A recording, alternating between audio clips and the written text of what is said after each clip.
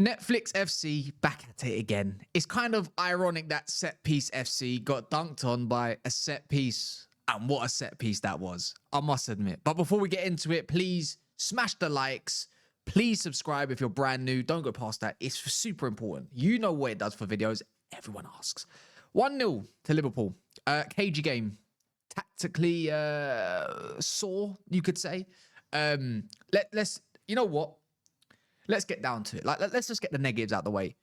Rubbish game for Arsenal, obviously, because they lost. But overall, from a mutual eye, or a neutral eye, should I say, was not that great. It wasn't exciting. It felt like both sides were very afraid to commit players at one another, and it was very much counter-attack.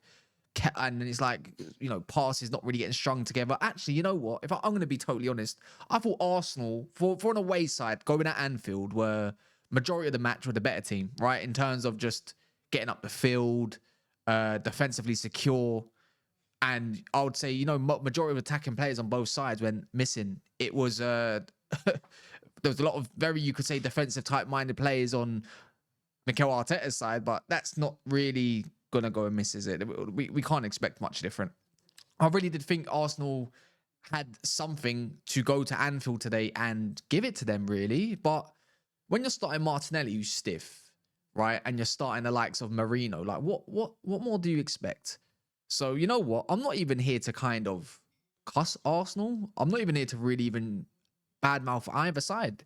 This is top of the table clash. You know, the next one's at the Emirates, obviously, and that's the way we're gonna go. Well, when I say top of the table, who I think is going to be favourites. But let's talk about that free kick. Szoboszlai running it back to the Euros, scoring for Hungary with that amazing, amazing free kick. You could not ask for a better moment. I was in shock. Me and Daps were sitting on the sofa, as you do, and we're saying, "Oh, what do you think? This is Szoboszlai range." Before you know it, he steps up. You know what?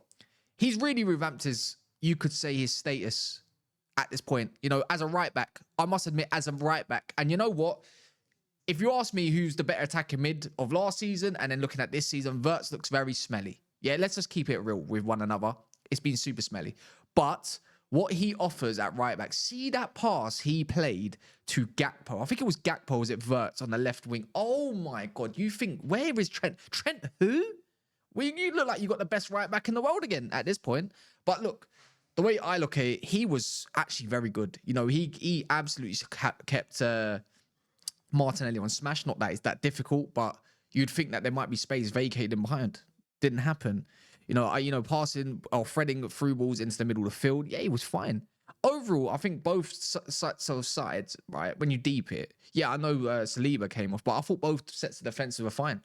Like, they were really well drilled and really well. You know, Van Dijk, just typical performance.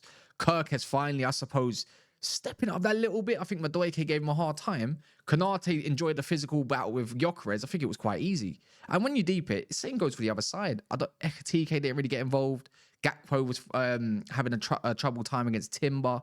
Salah was non-existent. It was really who was going to pop up and show up. And in the end, you know, when you deep it, Arsenal didn't make the most of their set pieces. And you know what? Maybe go the same for Liverpool. But you won't care because all that matters is the 3 points, right? That's the way I'm kind of looking at it. I would have been happy with that. You know, it's a difficult, cagey game. But there's a few players I want to talk about. Other than Szoboszlai, look, he's gone from one notch to another notch for me in my mind. I used to slander this guy, right? And anyone that's been following Never a Foul, I called him Szobozo. I might stop calling Szobozo. He had a really good game against Newcastle. Very pivotal into why, Newcastle lost as well. Harvey Barnes did give him the runs a couple of times, but it's not his position. But when you think of the modern right back, athletic, really good at passing, probably better going forward. And in the wide areas, I think Szoboszlai is just much better, period. So on that front, I feel like, you know what? If he really wants to succeed in a top side, I think he's just a manager's dream. You know, he's got a great engine on him. And you know what? Once again, coming in clutch. Liverpool have not played well in 3 matches, conceded a lot of goals. Today, they got their clean sheet, funny enough, but they're still top of the league with 9 points, which is actually pissing me off thinking about it. How is a team not playing well at the moment? So what happens when they do click into gear? That's my general thoughts. Now, there's going to be a meltdown. I don't want to hear anything about refereeing decisions. I thought it was a calm game. You know, you can hear both sets of fans.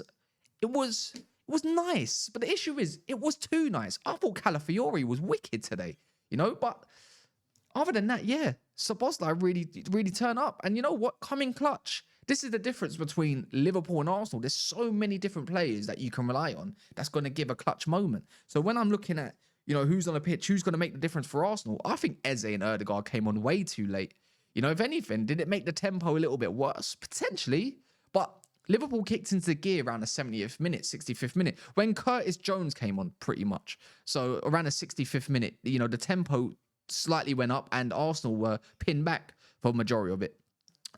But some other players I really want to give some props to. And you know what?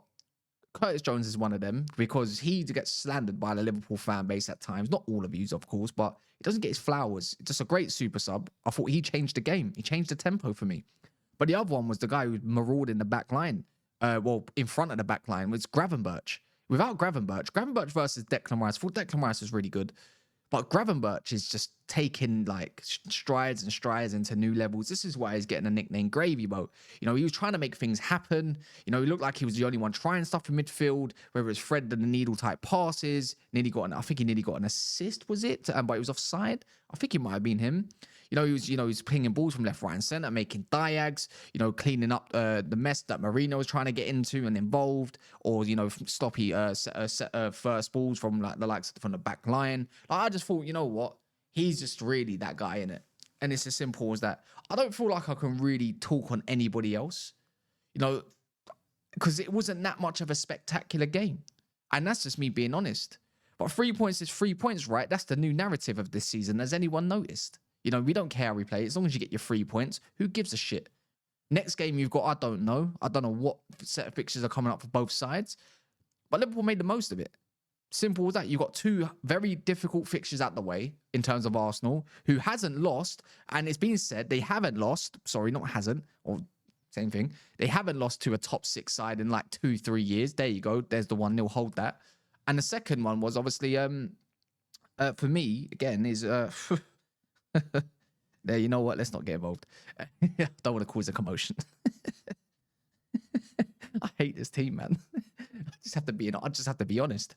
But yeah, regardless, enjoy your win. Enjoy your win.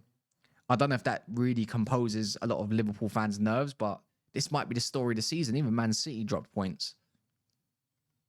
Not a great setting. Arne Slot got the subs right. You know what? There's another player I'm kind of curious about.